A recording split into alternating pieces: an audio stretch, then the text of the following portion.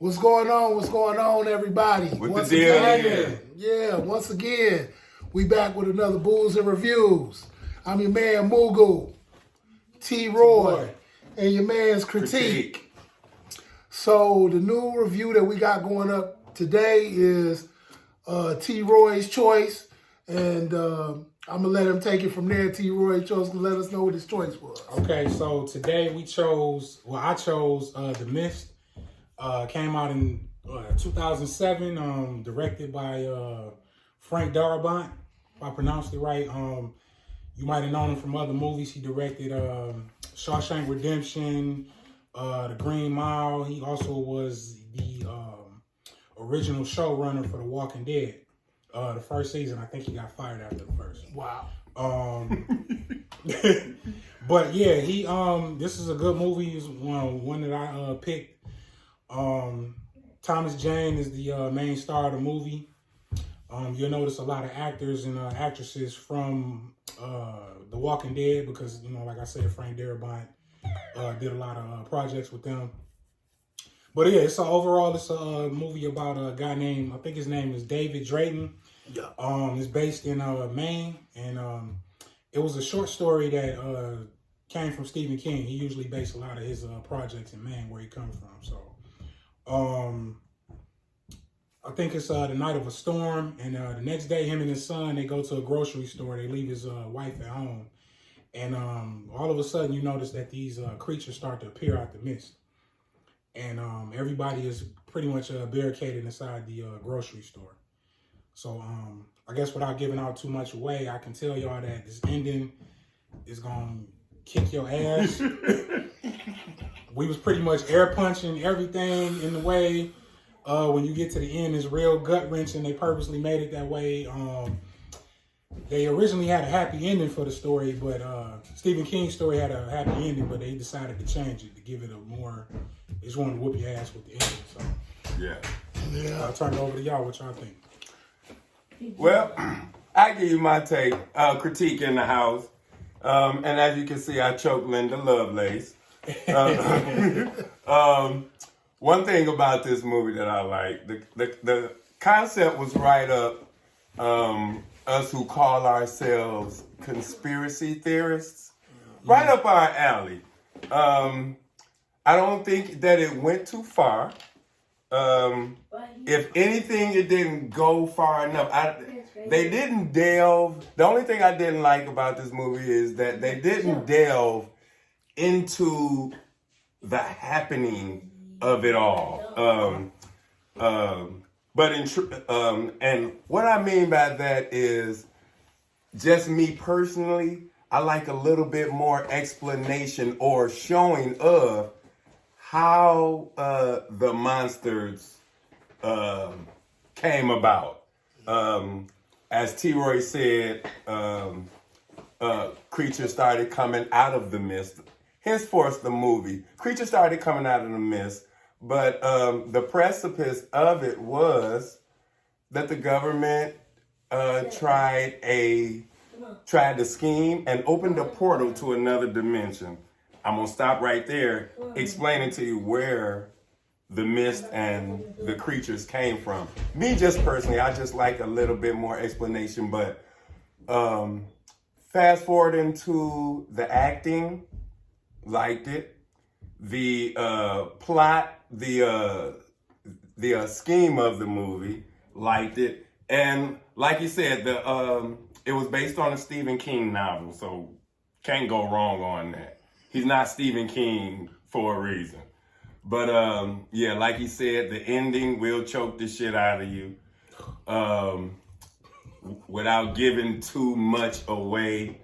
The action is suspenseful. It also comes with a certain amount of twists. So on that note, I liked it. I give it 3/4 of a cup. Okay. I gave it 3/4 of a cup. What did you give it, like, as far on our cup-based system? On the cup-based system, me personally, I love this movie. I'm gonna give it a full cup. Okay. I give it a full cup. I like the acting was good. I think the characters you kind of grew to care about them a little bit. especially the main guy and his son, Thomas James' character. He's decent actor to me anyway, and the ending, it just the ending overall, it whoops your ass at the end. The ending is just gonna be like wow. Also, what I dug about it was that I like how y'all gonna notice in the movie that there's gonna be two different factions of people inside the grocery store. There's gonna be the people that we can say that's more from a logical standpoint of what to do, and there's other people that feel like they should make certain sacrifices based on what they feel like. I don't know. I don't want to be disrespectful, but it was more they felt like they should do some more savage things to escape what they was dealing with, and I thought that was pretty cool because it shows you how people react during times of terror when they going through something. Yeah, I think my take on the movie basically, again, what Critique said as far as the conspiracy theory part of it and thinking that people are, outside of our control or doing other things, definitely feeds into that. When you watch this movie, definitely pay attention to what's going on in the grocery store altogether. Pay attention to that because there's a lot of things in the grocery store that's going to tell you what's going to happen going through the movie.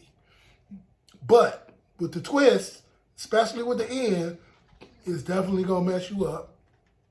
I felt the acting was good, but I think it was the best type of acting for that time. Basically, it fit the time and it fit the cause. Like you say, you're going to have some uppity people, you're going to have some survivalists, then you're going to have some people who go spiritual. Faith-based.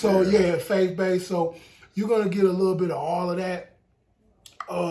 Again, we just cannot say enough about the ending because Right. At that point, that is what's going to make you say whether you like the movie or not. Because once you get to the end, you're gonna be like, "Wow, I will watch the movie again just because of that." Right. So if it's your first time tuning in with us, make sure you like, share, subscribe, Please. comment. We definitely want your comments. Yep. We go on a system of the cup system. So with the cup, it's a quarter cup, half cup, full cup. And then if we haven't got there yet, but if we really like it, you get multiple cups. Right. But I think at this point, Or if you barely like it, you get a sip or two. exactly. Yeah, it gotta be a real shitty movie.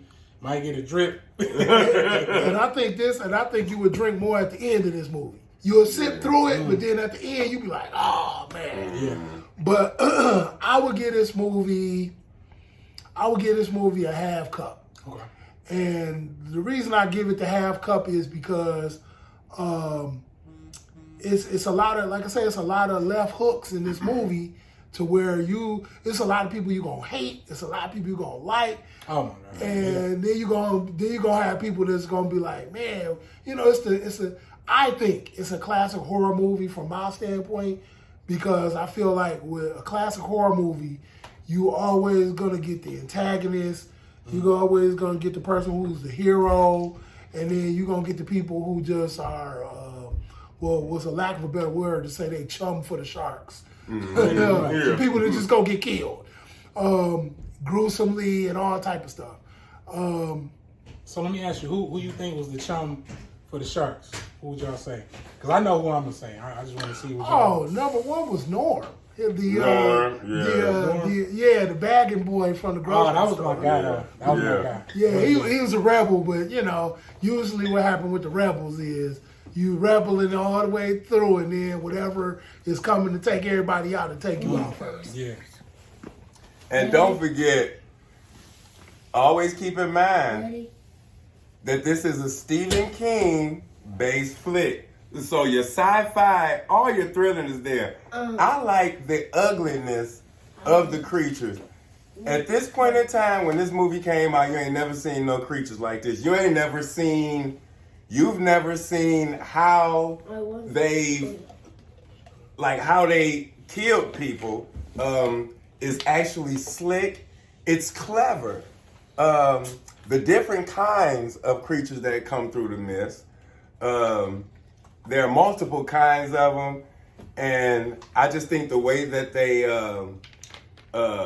got the people, the way that they attacked, it was clever. It was classic Stephen King, and it actually makes me want to read the book. But then again, I don't read that much now because it's just not in my time zone. But yeah, if I do get in a certain situation where I got time to read a book, this is first on the list.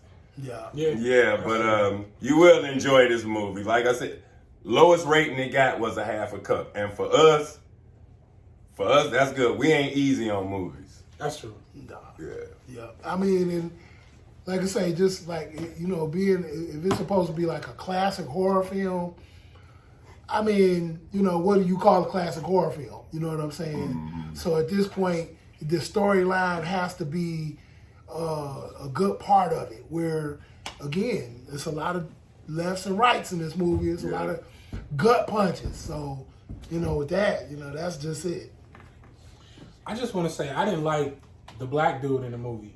I think that's one of the characters I everybody couldn't hates. stand this nigga. Norton. He okay, so Andre Braugher, that's his name. Y'all seen him, he played in Glory. He was the guy that Denzel was terrorizing in the movie. You seen him in Brooklyn Nine-Nine on that show. Y'all watched that. But I think, like Mugu said, he was the chump for the Sharks. And I couldn't wait for him to get ate by the biggest monster in the movie. So. I could not believe that they made him out to play that part. He played it well too. He did. He is a good actor, but at this point in time, you know, this was a time where you know, black folks didn't have control over how they did the character. They had to play the character how it was written. And they wrote this boy a part that, you know, that probably most black people wouldn't act as, you know, in a situation like this. But then again, I would say 1 out of 10 black folks would have probably acted like this. But based on what his career was. Exactly. I probably would have had to play Malcolm X after this, playing the role. Yeah, but he played it good. The acting was good. The acting was good. He played his part. Yeah, exactly. He played his part. As a matter of fact, I think the fact that you hate him is meaning that he did his part well. That's true. So, because I didn't like him in Glory either. Yeah. So. Yeah.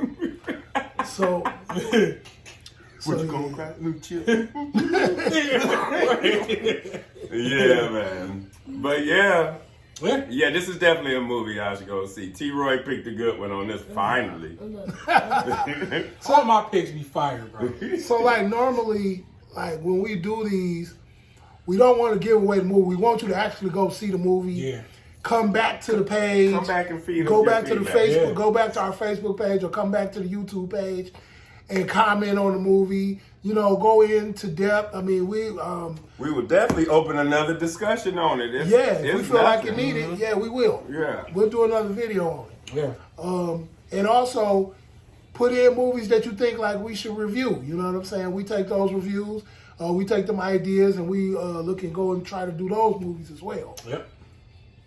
Yeah, we're real big, especially being real big on just, you know, viewer communication. Like, we always want to react to everybody speak to everybody that, you know, got an opinion, or, you know, y'all got a new drink, or, you know, anything, new movie we need to check out. We on it.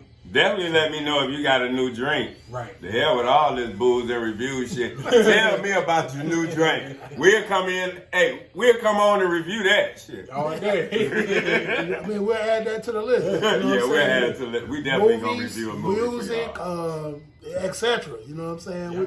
Whatever you think that is something that might be intriguing, something that you think people should know about, or just to get a different take on something, you know what I'm saying? Bring it to the table. Mm-hmm. Definitely. It's been another episode of Booze and Reviews. We put our cups up. My shot glass empty, but it's... And put his shot glass up. Hold on, y'all. Wait.